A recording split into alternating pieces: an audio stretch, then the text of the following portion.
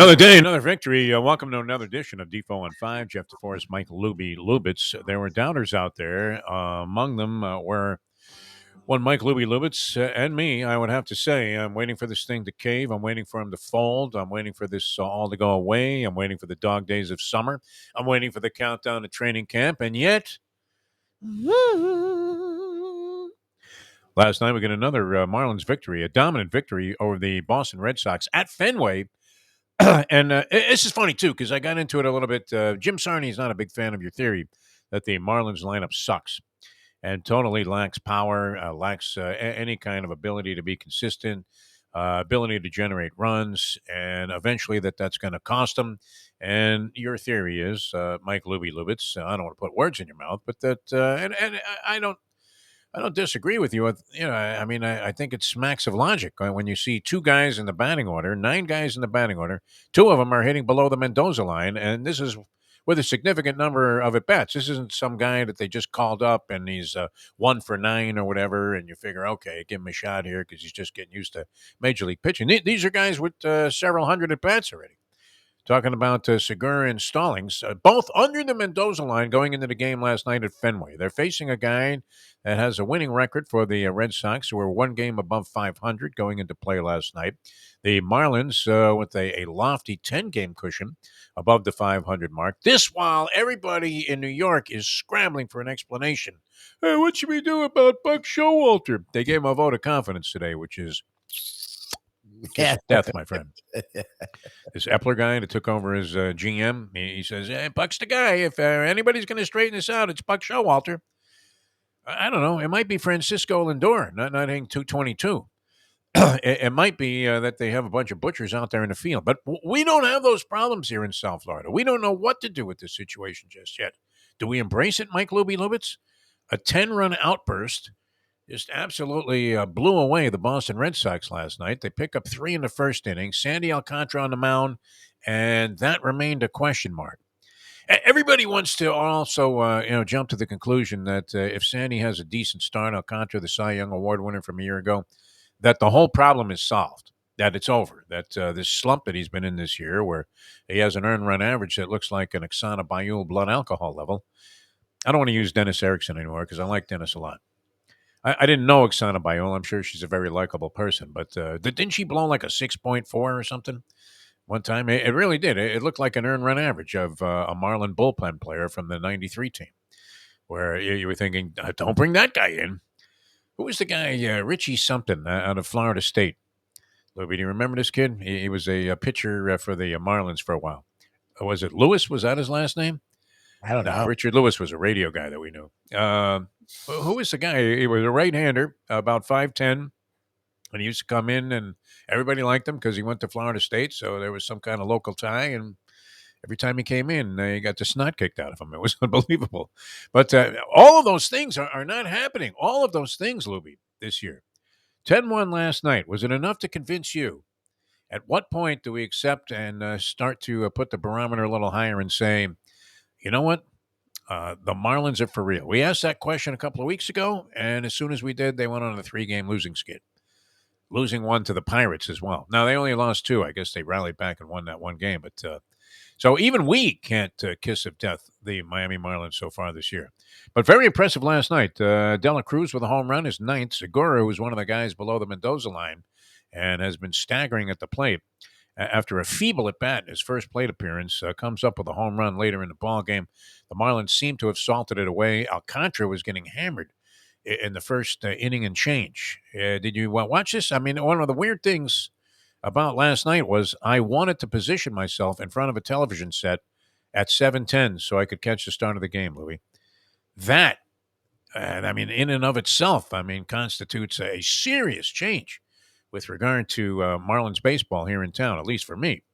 And the fans have started showing up a little bit at the last homestand.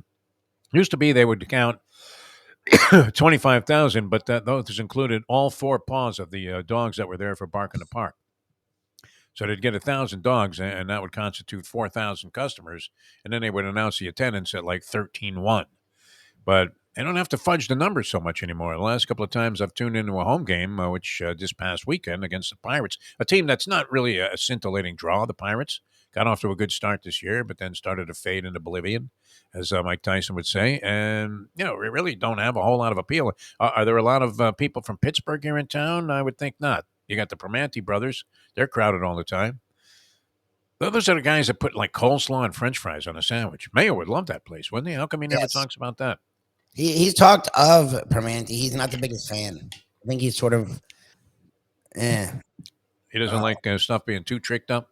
I don't know. I mean, well, that's actually his thing. He likes things more simple. He likes. You need to put your French fries on the sandwich, though. I mean, is that not?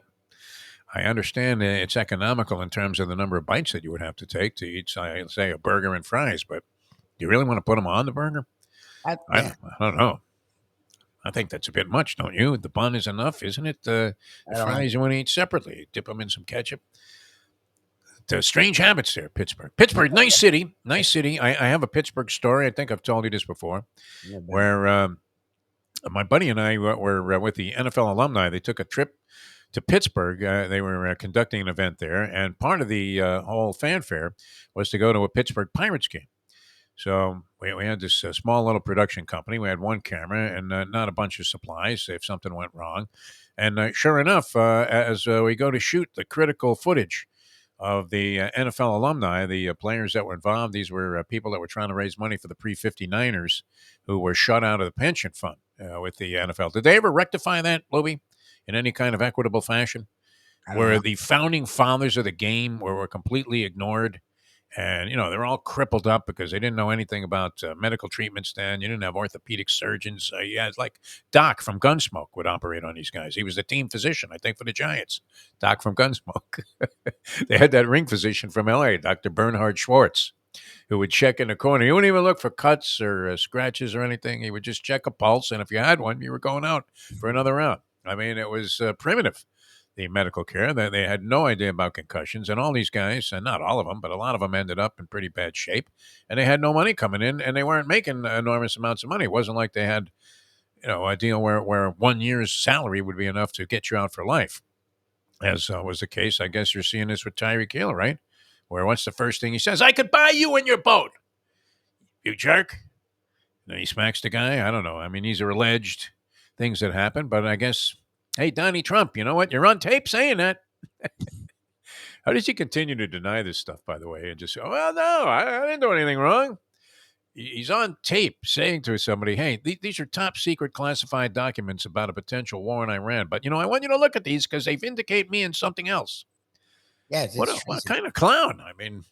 It's treason. It's literally the highest crime someone in office can commit. I don't know if it's treason as much as it is just blatant egomaniacal stupidity. No, I'm saying like it's called treason. I'm not calling him a traitor. Like that act is legally called treason. Like you're taking classified documents and showing them to somebody that is who do not have clearance. Yeah. That is treason, just by definition. Like I don't think he's going to get nailed on. He never gets nailed. But what I'm saying is like legal people have said, yes, he's now committing. He's for the second time. Because again, what he did January 6th was treason. Like he was asking for people to go against. That was more in line with that. I think this just is, blatant stupidity. Because the guy doesn't think. Oh, yeah.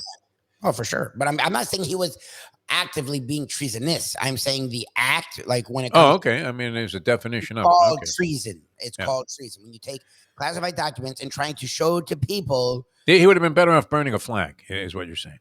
If he wanted to, show his disdain for the safety and, the safekeeping of things that America doesn't want everybody in the world to know. Well, let's put it that way. These were drawn up by military people, too. They were like outlining a plan to, in case there ever was some kind of declaration of war or some kind of engagement of war with Iran. It's a good thing to show like your buddies at the golf course. Here's how they're going to do it. I hope you don't have any Iranian friends out there. All right. So that's a whole other thing. And amazingly, somehow, I mean, how weak is that Republican field for the nomination that Trump is not only the leader, but all of these guys, well, I don't know. I mean, we'll see how that plays out in court. They won't go after him. If nothing else, I mean, is it not the most massively irresponsible thing that you've ever seen somebody do, whether they were in office or not? Take these secret documents, top secret documents that nobody's supposed to see, and just hanging out at the golf course there in the club at the 19th hole. Nice shot there on 13. And by the way, did you see how we're going to invade Iran? Yeah, here it is. It's outlined right here on this piece of paper. Let me see. It Yes. just happens to be on top of these papers. Something a president should never do. You don't want your president doing that. 100%. No, I mean Nathan Hale shouldn't have been doing that. That's absolutely crazy. But that's the whole thing about denial, and I don't know how that works. I am amazed at the weak field of candidates that are sitting there, and they had Suarez the other day. Some guy, his own guy, like a friend of his, was interviewing him on the radio about his presidential run. Suarez, Francis Suarez, and asked him something about this group in China that's being persecuted. Knew nothing about it, right? But I got my shoes there. Okay. Okay, Francis, your hair looks good. Nobody looks better in a suit among the Republican candidates than this guy. So we're looking good, though. Speaking of looking good with our Miami Marlins, what do you think, Lubie? Are you ready to buy in? Sarni was giving me the business, saying that you think the lineup sucks. It sucks. Yeah. I can't say that I'm looking at this and thinking, wow, I mean, the 27 Yankees had nothing on these guys. Not exactly murderer's row, but effective enough yesterday to win a game against the Boston Red Sox on the road, which was really, really good. And the Marlins continue to write a good story. They go with Braxton Garrett tonight. He had a great outing last time, went 7 innings, struck out 13, gave up 1 run. We'll see if that's the real Braxton Garrett. He's 3-2, 3.64 earned run average against my favorite starter to try and handicap, to be determined, on the hill tonight for the Boston Red Sox. At least it's a story, Lubie. I mean, we have something going with this. Tommy Hutton's going to join us on our regular show, the Defo Show, on South Florida Live tomorrow, and we'll see what he thinks. I don't know what's out there. That's the other thing. I mean, what's out there to acquire? I don't know. Is the other question. And at what price? I don't know. And look, to me, the story last night was Alcantara. He was dominant, and it was, thank God, it was nice to see where he didn't have one of those innings where he gives up 3 to 5 runs. He looked like he was in a mode to get shelled in that game early on. He did settle down and got out of some stuff, but I mean, they were hitting him hard in the first inning. Yeah, I didn't see the first couple innings. When I started tuning in, it was like the third, fourth inning, and he had settled in. Yeah, and by the 7th, he still had only like 80 something pitches. The 7th, they started to get to him a little bit. He got out of it, and that was it. And it was nice to see him get through an outing without really getting touched up at all. And their bats were great. Look, Jazz came back, and Jazz was solid. Had 3 hits in the game. Yeah, like that's what you want from Jazz. I'm just curious how long he'll be out there. He literally always gets hurt. Made a great hustle play to score in the first inning. And late when the game was, I mean, it was pretty much over. They were up 7-1.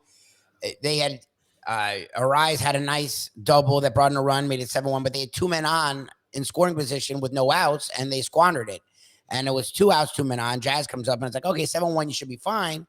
But it'd be cool to get a couple runs here. Jazz hits a bloop single, brings in both runs, and really capped it off. And then they scored another. Like it kept it going, and that's what he's supposed to do. My problem is the middle of the order. It's not Arise and Cerny's Soler. It's Gurriel, who most teams didn't even want, and the Marlins didn't want like 4 different times. It's Cooper, who until now was hitting the middle of the order. It's De La Cruz, who's been hitting fine, but De La Cruz has been good. I don't think you can knock him. Dude, most teams would have at the top or the bottom of the order. Like your meat of the order is supposed to be your best hitters. Yes, Segura hit a bomb yesterday. Segura's been abysmal at the plate. Exactly, and Chisholm played well. Well, both of them have either been out or weren't playing well. So that's my problem. It's not their entire lineup. Look, the top of the order is fine. When you get Soler in there, when you get a Rise, right now they're hitting as well as anyone. It's their meat of the order sucked. And then Wendell, and then you throw Stallings. Like but Wendell's coming around. Wendell has been hot of late. Yesterday. Yeah. And yesterday was a great day. How many days like that do they have? It's very rare that you see them hit the crap out of the ball like they did yesterday. Another litmus test coming up tonight, Lubie. Because what they need to do, you want to see them win 2 out of 3 now, and that they've got the first one against the Red Sox at Fenway, and then set themselves up to try and do some damage against the Braves, which won't be easy. The Braves win again last night Braves once again over the Minnesota Twins. 6-2 was the final there. A bunch of other stuff happening in baseball. Max Scherzer says, "Hey, I might be okay with being traded." Yeah. Wants out. I don't know that he wants out. Otani cracked a fingernail and I think had to leave a game. So were we that far off in our theory that if he gets hit by a bus, there's a chance somebody else wins the MVP in the American League? So we should send it in on a couple of guys at 40-1. What do you think? No. Yeah. I mean, look, injuries happen, and Otani is the guy that's dealt with them. I just don't know who in the American League. Like you brought up, like Seager. Like I don't see Seager doing anything. So He was the next lowest odds at 35-1, if you yeah, could believe that. I looked at his stats. I didn't see his name anywhere, so I don't know what he's doing. Who's having a big year? We're gonna have to check into the box scores in the agate here. Who's having a big year in the American League? I don't know. Like that's the question. Like the Astros are sort of down, the Red Sox are down, the Yankees aren't hit. Like their guys are hurt. Like who the hell's doing well in the American League? I know the Braves are doing well. I don't know who's doing well in the American League.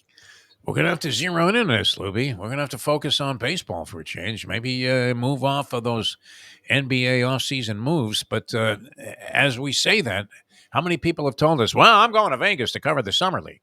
Oh yeah, well, I'm super Summer league. What is that? I put that a notch below MLS, When really pre-Messi in terms of stuff that I would tune into. I mean, when you find yourself watching NBA summer league games, unless you're a scout, you really need to go out and get a life. All right. Why are we trying to teach people life lessons? I mean, we would be poor examples of how to go about your business in that regard. All right. Good being with you. Jeff DeForest, Mike Lubie, Lubitz, Defo on 5 for today. We'll do it again tomorrow. We'll have the Defo show coming up. On a Defo show later on, our good friend, a local guy, too, that made good, Brad Jacobs, who was inducted into the Boxing Hall of Fame. So we'll talk with him about some of the things that are going on in boxing. Tony Segreto, iconic broadcaster, joins us as he does every Wednesday for a little old school with Tony Segreto. And we look forward to that. That's coming up 7 o'clock on South Florida Live. We ask you to subscribe, check out the show. And if you enjoy what we do here, I'm sure you'll enjoy what we do there. So we'll see you then as we leave you here on this latest edition of Defo on 5.